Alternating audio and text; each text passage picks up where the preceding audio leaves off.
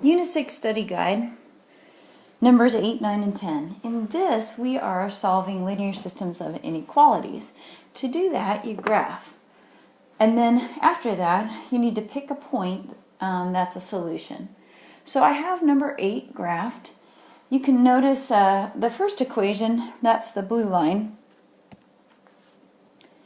So, no, sorry, that's the green one. Put a green point there. Okay, so you can see that my y-intercept is at -2 and has a negative slope of -1/1. The line is dashed because we don't have an equal to mark. And then I shaded everything above, and so that is shaded in yellow. And then my second equation, it crosses at +6, and that's the blue one, and then it has a slope of +3. It's a solid line, and I shaded beneath that line because it is everything that's less than, and I shaded using the blue color. Now your solution area is the double shaded area, and so that is this area. So that is what we call our solution area or region. That means any point that's hanging out there, we can grab and plug it into both inequalities and it will make both of them true. So you pick a point right now. I'm going to pick this point, 0, 0. And since it is in that double shaded area, so it is both greater than the first line and less than the second line, that point will work for both of those inequalities. Now look at number 9. So that first inequality, that's my green line. It crosses at 5 and then has a slope of -2/1. And you can see that I have shaded below, and I did the yellow shading there. The second one has a y-intercept at 0 and then a slope of +3/1. It's also a dashed line because there's no equal to mark and the shading is above. So your solution area is the double shaded area, so that is this region.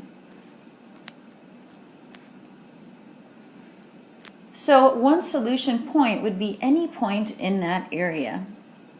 I'm going to put a point there. My x that corresponds with that is -1, 2, 3, 4. And then my y value is +2. What did I do there? There we go.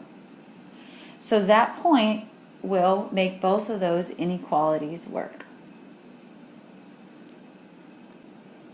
And finally, let's look at number 10. So my first equation, graphed in green, crosses at -4 on the y-axis, or I tried to get it to cross there, and then it has a slope of +1/2, so up 1/2. It's solid, and then I have shaded above with the yellow shading. I'll set that next to it. Okay. Now my second equation crosses at -2. It is graphed in blue, and it has a slope of +1/1, and then I needed to show everything that was less than, so I have shaded with my blue underneath. So what I need is that double shaded area, and you can see that that is going to be the shading that is right in between. So that's my solution area.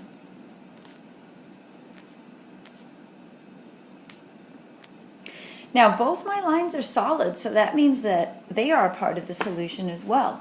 So I could grab a point on one of the lines. So let's grab the point 0, -2. And what that means is that I can plug that into both equations and make it true. So I'm going to show you, I've said that 3 times now, I'm going to show you what that means. So I take my first equation and I plug in my x and y values, and then I just do the math, and I should get a true statement. So this is -2 is greater than or equal to, that becomes 0, and that's true. Now my second thought, and I'm going to work this over to the left so that you can see it, is I take the point 0, negative 2 again, and I'm going to plug it into my second equation, or inequality. So negative 2 is less than or equal to 0 minus 2. So negative 2 is less than or equal to negative 2, and that is true. So you can see that when you have a solution point, it's in the shaded area or on the solid line, and it also makes both inequalities true.